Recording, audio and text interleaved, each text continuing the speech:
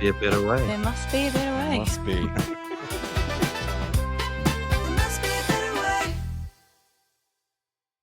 Hi, and welcome to the There Must Be a Better Way podcast. I have here with me today Treve and Niall. Treve is from New Zealand, and so am I, and we both work for DocSmart Solutions. We are all about information management, and so is Niall. Niall is all the way from Ireland, and he is also an information management specialist, and he works for Convergent. We work together to resell a product called Files, which we will talk a bit about. But really, the whole point of this podcast is just to talk about information management. How can it be better? The things that users are struggling with now. We want our listeners to feel not alone in their struggles, and we have the solutions and we understand. We just want the world to be a better place. There must be a better way. There must be a better way. There must be. So, do you want to tell a little bit about yourselves, gentlemen? We'll start with you, Treve. Yeah, so I've been doing this for about 14, 15 years now. I've been Enfiles partner since 2012, specializing in just helping companies have better access to information and streamline processes and things like that. So we've got a great team. We really enjoy engaging with our customers. It's a lot of fun. It's nice to be working in an industry where we're helping people, not trying to sell another box or something like that. So yeah, looking forward to having a chat with Niall. He's very knowledgeable about these sorts of things. Thanks for that. That's a great segue in, Treve. And I'm glad to see we're both wearing our respective colours, because that's really, really important as we'll talk a lot about alliances and similarities in terms of what way we go about do things. But like Treve, we're also Enfiles partners. I'm from Convergent in Dublin, and I'm the co-founder with my long-standing colleague and long-suffering colleague, Nick Healy. We too have been an Enfiles partner, but not quite as long as Treve, but 2014. And we've all seen the iterations of document and information management over that period, and where we're sitting now in early 2026. It's just a really fascinating and interesting time. And I'm certainly excited to kind of share our experiences and know-how with the listeners. So yeah, really looking forward to this. Awesome. And you'll have to be patient with us because this is our first podcast, so we're all a little bit nervous, but we're excited to get started. So every episode is going to be about something a little bit different, about different issues and experiences people have. We might have some guests on, but this first one, we really wanted to focus on something that is a core issue with the majority of the businesses across the globe and our experience of customers that we've spoken to, which is search. There must be a better way to find what I need, and there is, but most people don't know about it. We'll start off by asking a couple of questions, maybe seeing what these guys, what their experience brings to the table. So first question is, when customers say, I can't find anything, what are they really telling us? Is it a technology problem or is it a human problem? Would you like to start on that one, Niall? Yeah, absolutely. I mean, what are they trying to find?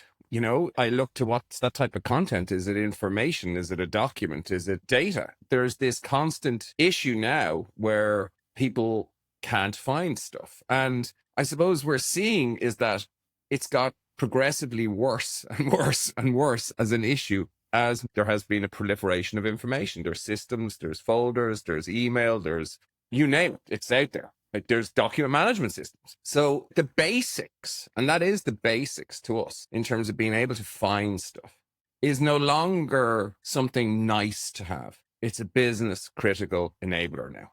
Obviously, we're going to mention two letters a lot, AI, but that's great and that's very topical right now, but you still have the workforce. You still have the younger workforce. Myself and Treve are dinosaurs compared to you, Mackensie, and there are people who are coming into the workforce, who are in the workforce, who expect information to be presented to them. This is true.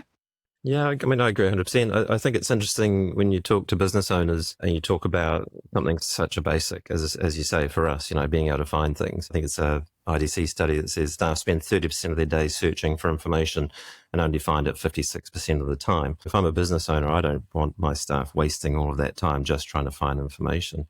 And you're right, it's a proliferation of folders and silos and information spread across all these different places and people squirreling away their own information because they can't find it elsewhere, and then duplicate issues, and all of a sudden people are using the wrong documents and no one knows. Microsoft Teams, of course, have come in, and that's probably a whole topic in itself. People squirreling away documents in Teams channels, and if you're not invited to that channel, you don't know it exists, all of those sorts of things. But it does surprise me at times that it seems to be this acceptable normal that, oh yeah, my staff can't find documents. Obviously, they'll go and look in their sent items for that last one they sent 3 months ago. It's the only place they can find it. And so much time and money gets wasted just by this inability to find information. Treve, sorry to interrupt you. I had a meeting with a potential customer. Yeah.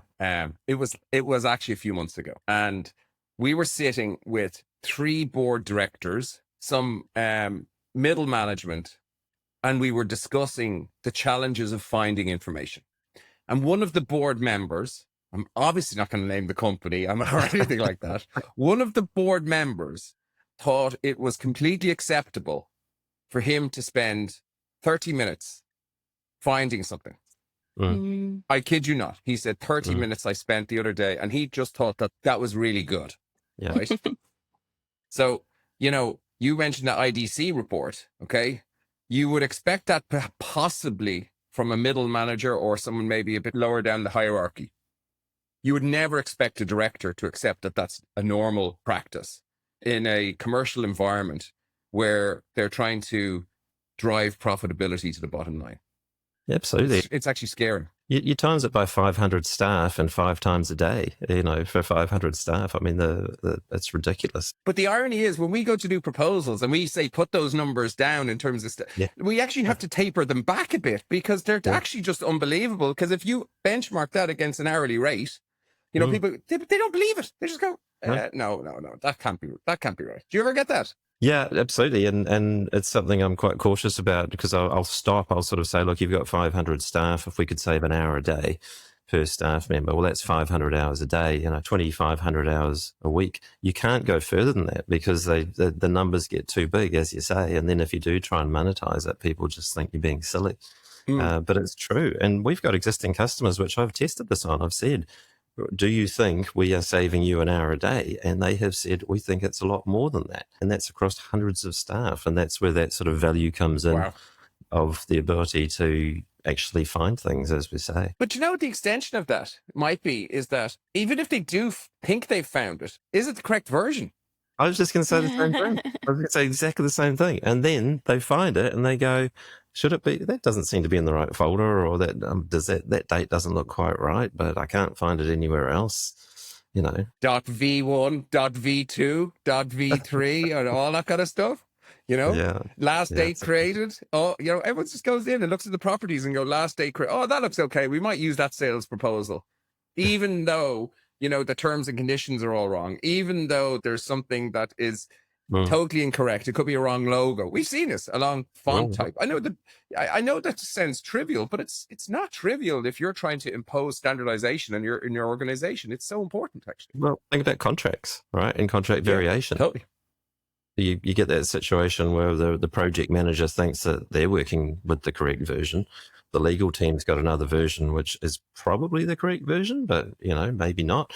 There's another one sitting in a Teams channel somewhere. And then in the end, someone just goes to the one that they, as I say, in their sent items that they sent 3 months ago because that's the only way they can find it. And that contract could be 3 or 4 versions out. That's a human looking for it.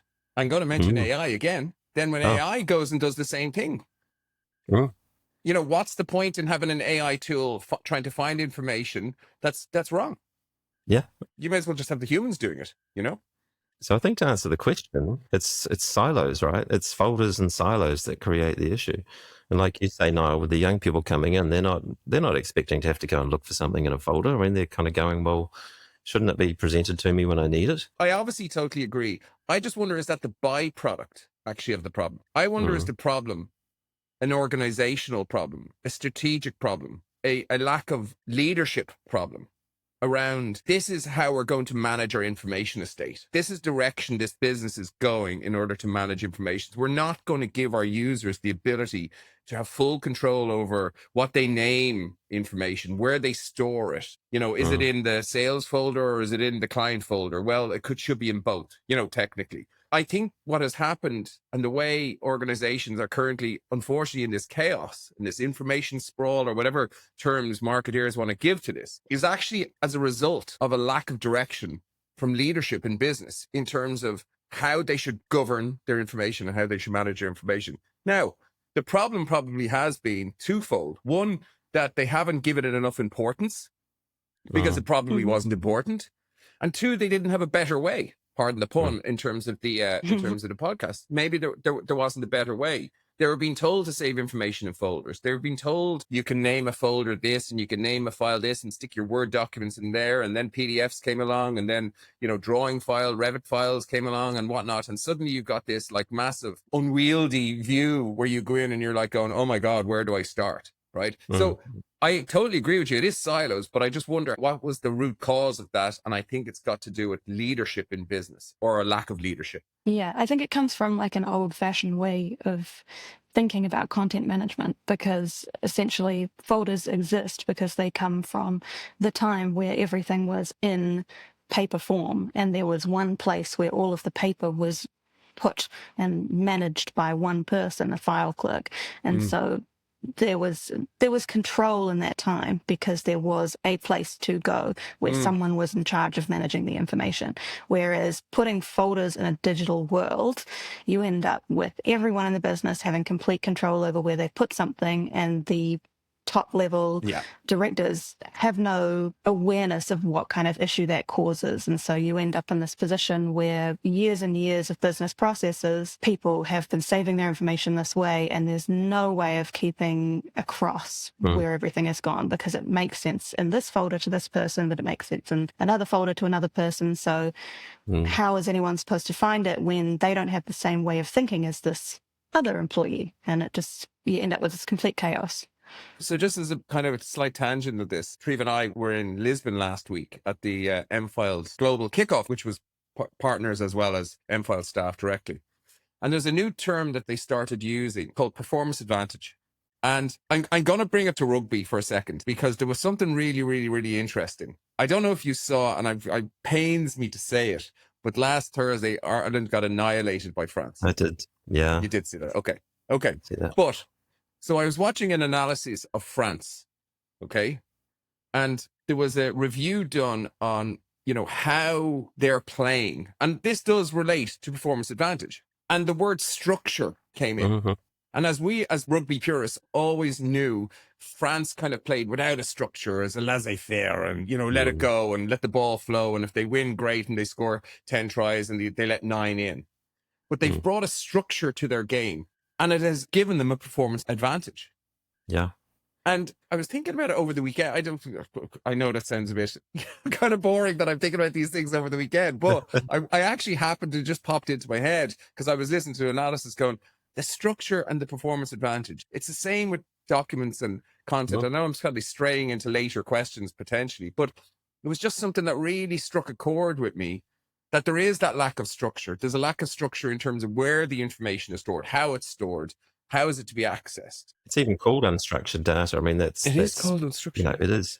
But I think it's interesting when you talk about the structure thing as well. I was thinking the other day, you wouldn't have your ERP system, right? You wouldn't have 17 to 19 DocSmarts in your ERP as separate entities, right?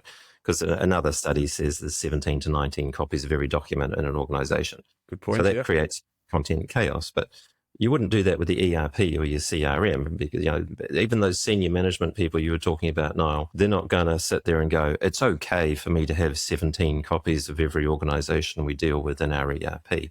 Because it's not. It would create absolute chaos. It'd be like, so when I'm trying to invoice this customer, which customer record do I use? I mean, it would be silly, wouldn't it? It'd be absolutely silly to do that. But people accept it with the rest of their content.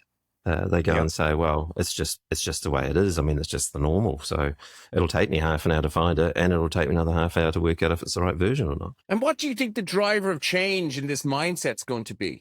Because it has to change, right? There has to be a whole shift in mindset, right? Yeah, well, I think AI is part of it, because people are trying to jump on the AI bandwagon, and we'll talk about that in another episode. But they're trying to jump on it, but they can't, because the digital foundation is so poor.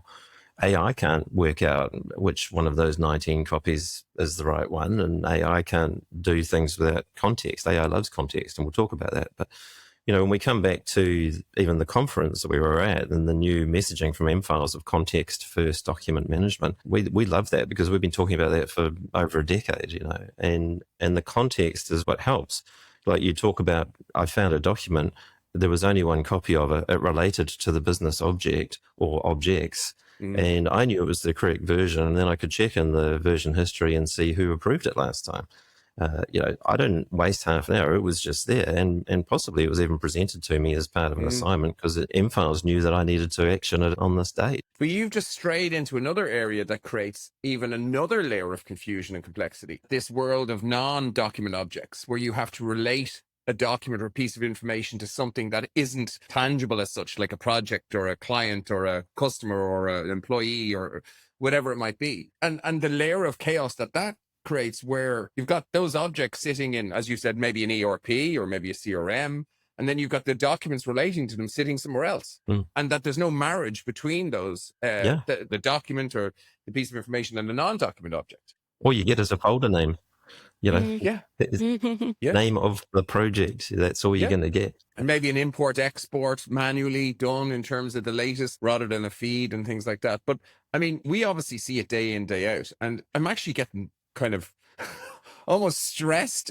Like, and we've been doing this for a long time, right? But you know what I mean? And when you actually think about it, you're like, sometimes we go on and we're like kind of, because we're immersed in it every day, you become almost immune to it. But if you actually take a step back and try and put from a company's point of view, where they're trying to put order or rules on, say, even just basic, just saving documents, right? So that they can find it.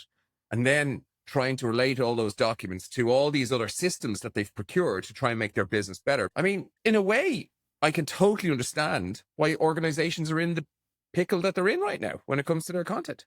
But I think that's interesting as well, because the clients that we deal with that value mFiles and what it brings, and for the audience, mFiles is a metadata system. It's not a folder system. So what that means is that instead of putting a document in a folder, I just tag it with metadata. It's a bit like Spotify or Netflix. They're not folder systems. It'd be crazy to store songs in folder systems because you'd have so many different copies of the same thing because I want it in this folder and you want it in that folder.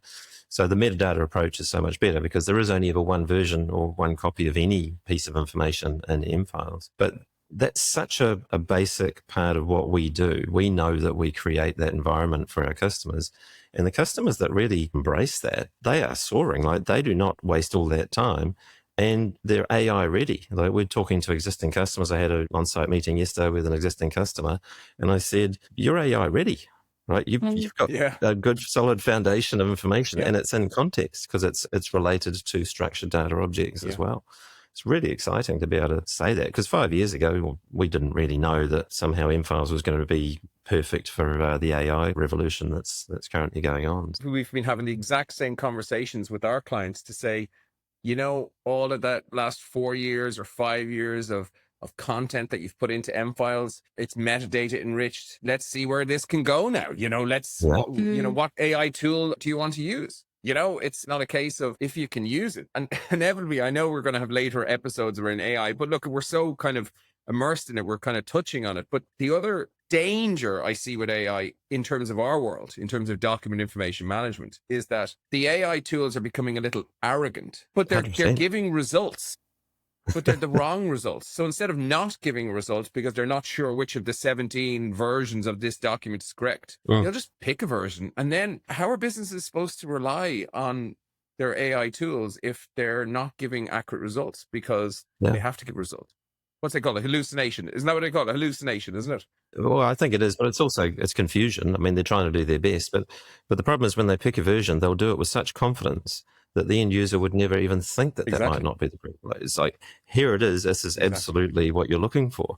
And feel sorry for that poor staff member that went along with that and used that version and then got in trouble, cost the company tens of thousands of dollars by making a mistake in that contract or whatever it might be. Goes home upset. I don't want to go to work on Monday. Feel sorry for those people because they didn't know. They thought it was the right version of that document. It wasn't. The right version was actually in someone's Teams channel. It's also not their fault. If you want to be totally, it's really not their fault. And this is, again, going back to the point I made earlier about especially the younger generation coming into the workforce. I mean, I have teenage daughters, but they're not in the workforce, but I have nephews and they don't really even use email. It's not really how they communicate, right? They communicate with short messages and information is just presented to them. As you said, the iTunes analogy or whatever uses metadata, that's what they're used to. That's how they consume their content in their private lives. I make a point if I'm talking to either a potential client or an existing client, and I'm trying to convince them of the value of looking at their content and information this way. And I say, you freely in your private life would not accept this kind of system or lack of system or approach in terms of finding information. Yet you're happy to scroll on your Netflix in the evening and everything to be presented to you because you watch some particular TV show and then all the rest of them have been presented to you because they were tagged with metadata and AI is saying you kind of like them. So the technology we use in our private lives is so much better than the technology that's used in business, which kind of is bonkers if you think about it. Well, it is. And that's where we come to, there must be a better way, right? And there is. And that's what we do for our clients. But I agree 100%. We talk about it all the time ourselves, that there just should not be that friction. I think Enfiles is using the term friction a lot these days. You want your staff to be world-class. You want them to run. You want them to win races. But you're basically tying their shoelaces together and putting one hand behind their back and saying, you go and win that race, but I'm not going to give you the tools to do it. And then you get into that whole situation of, well, how much does it cost? And it's like, well, it doesn't really matter what it costs because it's going to save you so much time and so much money and make you more efficient and everything. You know, the ROI is crazy, right? Like you said, with the saving of time, if you save half an hour a day per person, the ROI is just ridiculous. I love when the cost thing comes up, right? Because I always turn around and I say, well, if cost is a driver, just so you know, the way you're doing things is the most expensive way right now. So, you know, let's continue this conversation. We'll get to an ROI calculation at a certain point in the juncture. But, you know, I'm glad to know that cost is such a big driver for you because the way we're proposing is going to be the most efficient way you're going to do it. Yeah, I like it. They don't particularly like that all the time because it's a bit far, but it works sometimes. It works sometimes, but it is true. Yeah. What kind of tangent have we gone down? What kind of rabbit hole, Mackensie, have we gone down? That was the first question. Yeah, the first question was, is it a technology problem or a human problem? And it kind of sounds like what we're saying is that it's an institutional problem. It's a business problem. It's a mixture of technology and human, but it's not the user's fault is really what we're trying to say. I wanted to ask Mackensie a question because she is a young person who has come into the workforce and she started working with DocSmart just over 2 years ago. But before that, she was in other businesses. She saw it. She came into the working world and she's got friends that are in the corporate world. So what do you think, Mackensie, about this silly folder situation?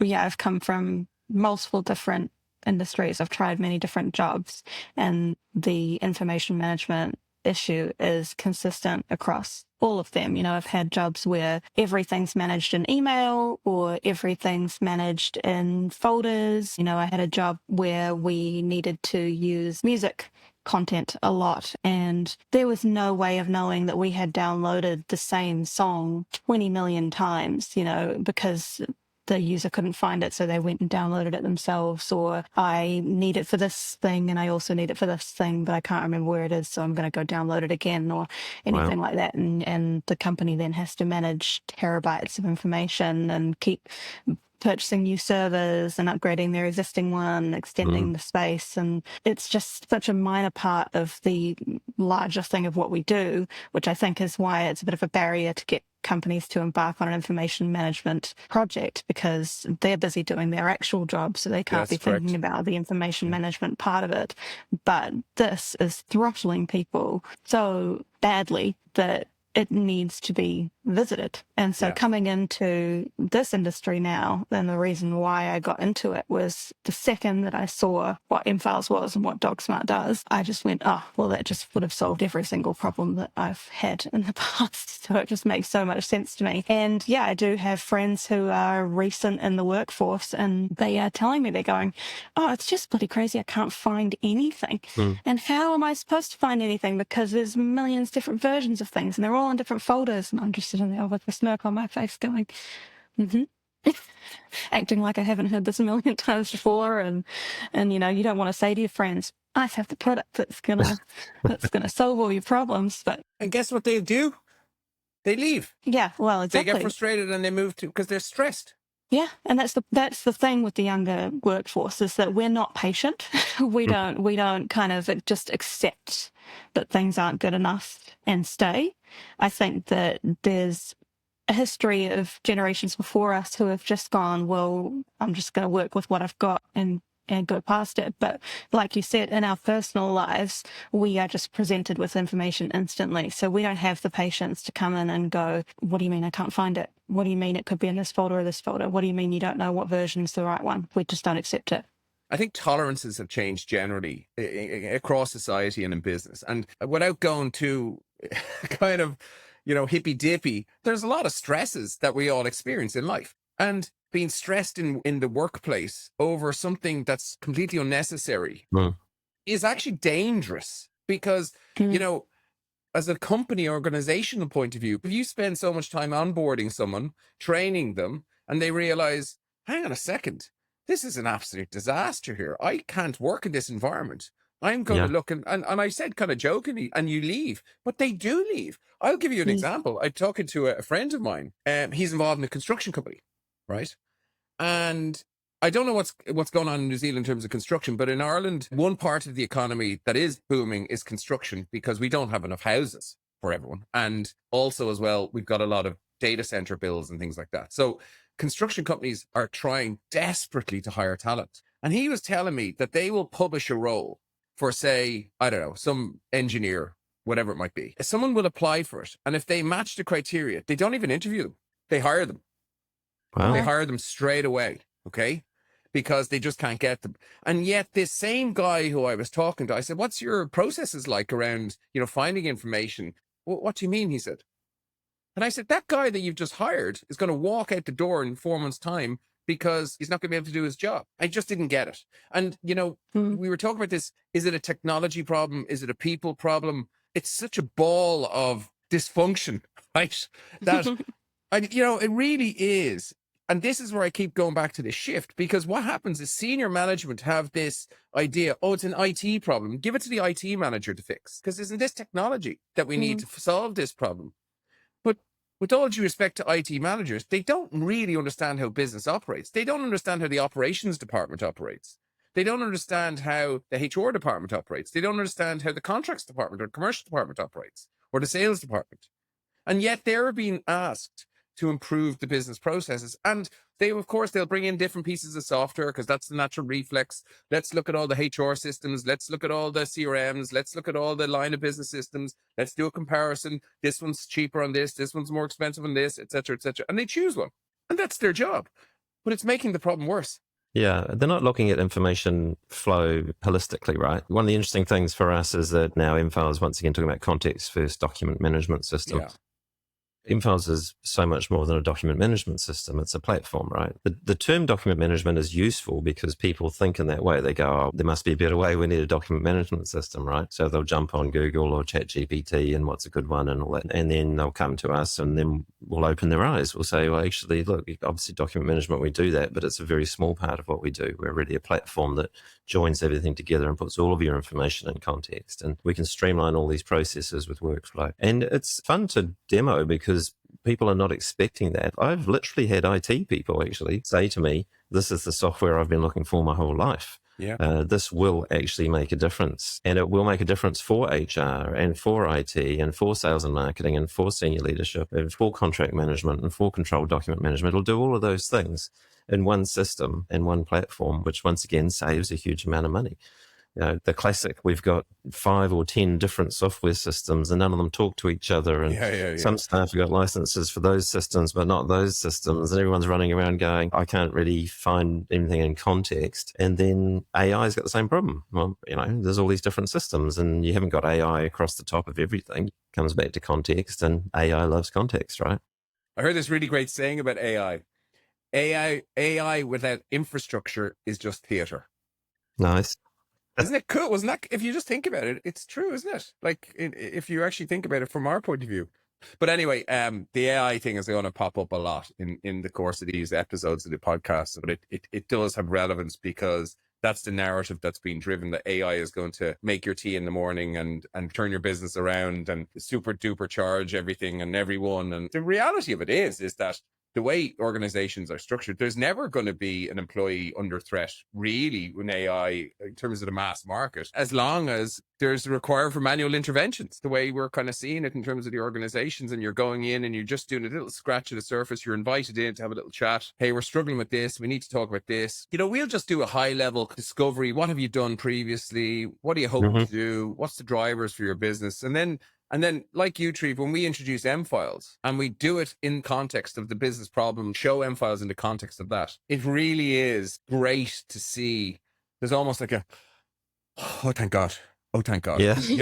But there's this relief. And you're right. It's IT managers do have that. And I wasn't poo-pooing them earlier. I was just saying that they've been charged with almost an impossible task. The gatekeepers, to any innovation in the organization. And sometimes they'll say, no, we don't have those problems. And it's like, well, can we talk to your end users? Because we think they've got those problems, and the end users have come in and they've just accepted, okay, this is how I have to work. I'm accepting that I'm going to waste probably 30% of my day.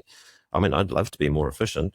So if everyone's saving another I save 5 minutes there today, and I save 10 minutes there today, and 5 minutes there, and I didn't waste time trying to find those documents, because they turned up in my assigned to me view, because that contract's going to expire in 6 weeks. All of those little savings that add up, that make me more efficient and make me enjoy my work more. I don't want to go home after doing a whole bunch of horrible data entry or a whole bunch of getting told off by my manager. I don't want to do that. Do you know, just going back, you made a very interesting point about the IT managers, but for the listeners, Microsoft and M-Files have joined forces in terms of a strategic partnership very, very recently, where Microsoft are effectively endorsing M-Files as their document management system of choice. We have found that new alliance, that game-changing alliance in terms of document management, has actually changed the mindset of a lot of IT managers that we have talked to since that has happened. Because prior to the arrangement, even though M-Files did have a relationship with Microsoft all throughout kind of our existence, or certainly the latter page, this unique partnership that the only document management system to have that native integration within the Microsoft stack, it gives kind of the IT managers that we've talked to, the IT directors, a little bit of confidence to kind of go, well, if Microsoft are endorsing you guys, maybe I should talk, because they probably, if I'm being totally honest, might have had a SharePoint first viewpoint, that SharePoint was their document management system. But when we kind of do we subtly say, or do we, I don't know what way we say it. We probably say it obviously, a little bit more obviously. You say, well, Microsoft are kind of saying SharePoint isn't all that for certain scenarios, and you should look to M-Files when it can't solve those particular scenarios. I think has really also changed the minds and opened the minds a little bit more to M-Files. I don't know what you think about that. Well, I mean, I think a lot of IT managers, project managers, business analysts, they've experienced projects that didn't work, right? And a bad project has a long sort of stench in a company and on their own CVs as well. So there's always a little bit of a fear of, we're going to spend this money, we're going to do all this work, is it going to work? Will our staff use it? Will they like it? And so a big part of what we do, and I'm sure you do as well, is about trying to make the new prospect feel safe. Look, yes, this is going to be a very, very good project, and we're going to look after you, and we know what we're doing. We've done a lot before. No IT manager wants to bring in a product, spend a lot of money on it, and then have it not work, and it gets kicked out after a year. As I say, a lot of them have been part of those sorts of projects. We were talking to one yesterday. Mackensie and I were on a session with a large organization, and they've got a SharePoint play. And I think the comment was, the staff have gotten used to it, so they're not hating it so much anymore. Oh my God. And that was a barrier for them to engage then on a new product, because they've finally got their staff not hating this system anymore. So they don't want to bring something new in that could be better. We were in with an engineering company in Ireland, and they're quite large. I think they have an international arm as well. And again, they've spent a huge amount of time and money on SharePoint. And it looks really pretty. Actually, it's probably the prettiest one that I've seen, actually, to be honest with you. So they focused all on the front end. So, it looks really good. But it doesn't work on the back end. It's not connected to the processes that are driving the information either to the interface or back from the interface.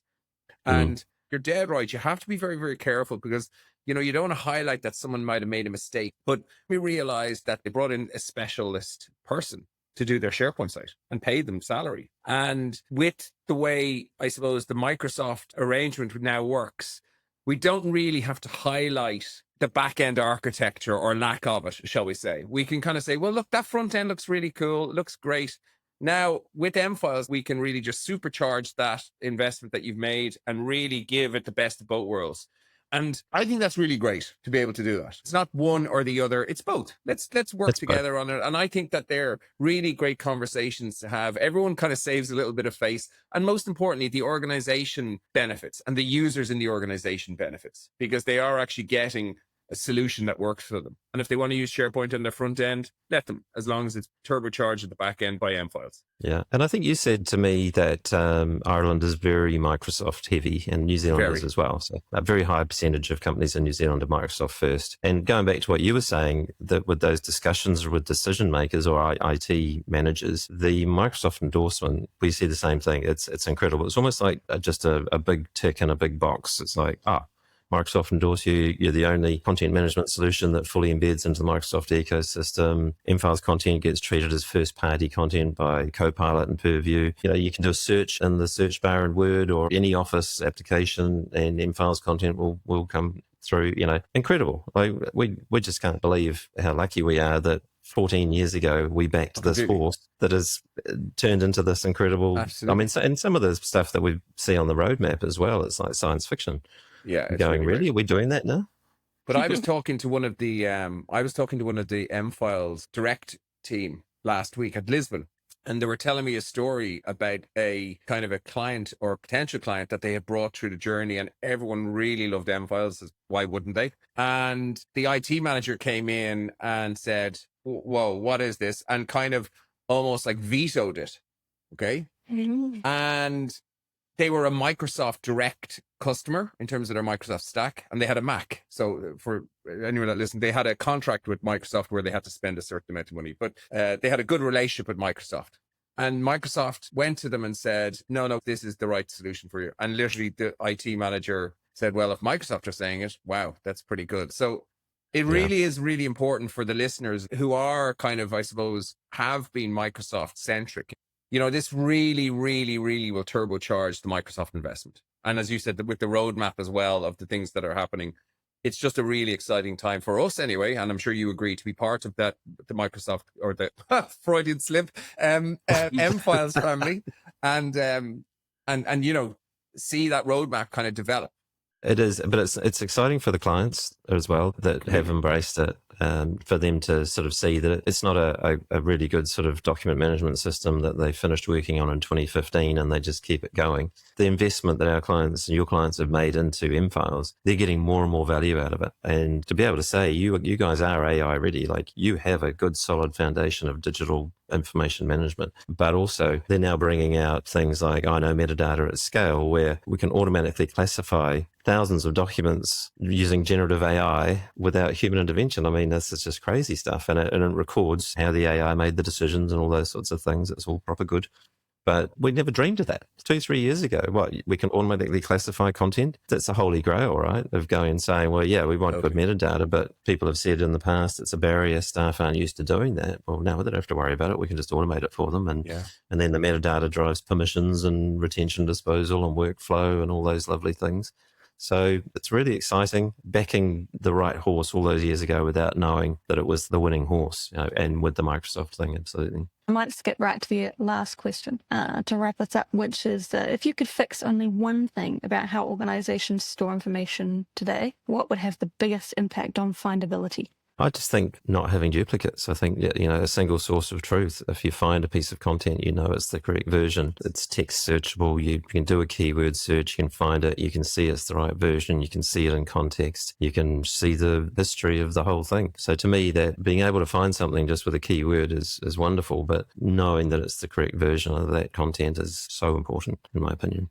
How can I add to that answer? No, genuinely, I would have given the exact same answer, almost word for word. The only thing I probably would have added in is the ability to see your relationships when you see a document as well, and you can see everything else, that the 360 view of everything that relates to whether it be reside within M-Files or even sitting outside M-Files in another system or in SharePoint or wherever it might be. That's probably the only thing I would add. But other than that, word for word, I would totally and utterly agree. Because what M-Files does actually isn't rocket science in terms of, if you think about it, what it is as opposed to where it goes. That's always been the slogan, right, Treve? So, and if you apply those principles to all your content, you will become an AI powered business. There's no doubt about it. You will become an AI powered business. Whereas those that don't move that mind shift towards that metadata structure that you need to have relating to your content, and pure metadata, because there are others that might say, oh, well, we use metadata, but not the way that M-Files does it. And as long as organizations stay where they are, they will actually stay where they are. It's the ones that are thinking ahead. They're going to get that competitive advantage. They're going to push on. They're going to be doing a lot more with less. And they're really going to drive that profitability to the bottom line. It's those organizations that are managing their bottom line as opposed to managing their top line. Because the way I kind of go into an organization and I'll say, look, for every €1,000,000 worth of new business you get, I want that to be the most profitable in your organization. There's no point pushing your information around. There's no point, if you have aspirations to grow. And we would always ask our organizations that we're talking to, what's your goals? What are you trying to do? Well, we're trying to grow from being a 5 million turnover business to a 10 million turnover business. And we'd kind of say, well, how do you intend to get there? They said, what do you mean? I said, that's double what you need to do. That what everyone needs to do. What's your current headcount? Oh, well, we've got 30 people. So you need to hire another 30 people to support that business. Or instead hire 10 people and invest in the correct strategy in terms of managing your information and your processes and make that much more profitable as a journey. Again, it's not rocket science, but unfortunately, it has been the natural reflex for organizations to throw money at the problem without kind of any KPIs or any kind of connected thinking around, if I do buy, say, a line of business system here, and it probably will help a particular function of the business or a process of the business, but what damage is it causing somewhere else in the business? So to me, it goes to just, really thinking about things from a common sense point of view and taking the opportunity that's there right now, because the clients that we talk to that are 3, 4, 5 years in, even 2 years in terms of M-Files journey, are so far ahead of anyone else in their space in terms of adopting AI and what that's going to help them with, But those clients are the ones that have seen the value in what we do, right? And if you come back to that value, it's like interesting when you talk about line of business systems. People get ERP systems because they're running their business through these things, right? You're not running a 30 million euro turnover business using a spreadsheet to do all your costings and calculations and invoicing and things like that, right? You've got a system that does it. And no one's going to start a business and go and say, I'm going to run this whole thing off my spreadsheet. I know some people do, but generally they don't, right? It's the same thing. Why would you accept that I need a really, really good ERP, CRM, finance system, whatever you want to call them? I need that structured data system because that's how I'm going to run my business. But the rest of it's going to be chaos. We're buying Microsoft licenses. It comes with SharePoint. We may as well use SharePoint, Yeah. So they accept this chaos that wastes so much time and creates so many problems and causes errors in their workflow. They accept it there, but they don't accept it in their structured data system. And I think what we're able to do is we're able to give the structure to that unstructured data as well by having good metadata and relating it to business objects. Yeah. And that's where the gold is, And the irony in that scenario, I think you mentioned it earlier, was that ERPs tend to be expensive in terms of licenses. So they will limit the amount of user licenses to try and save money. But the net effect of that is that those users that actually theoretically should have access to some of the data within the ERP to drive their particular process, they can't access it. So there has to be a manual export into a CSV or XML or whatever it might be, and then a manual process to drive it. So even though they've made this monumental decision to say, go down the ERP route, because they're expensive to roll out, they take time, there's no guarantee it's going to solve the business, but you're not applying the full benefit of it to the organization because it's cost prohibitive to do it, and you won't get a return on investment of it. So that's why when we hear companies that have an ERP, there's a different set of questions we need to have around that. Who has access and should have access? Who doesn't have access?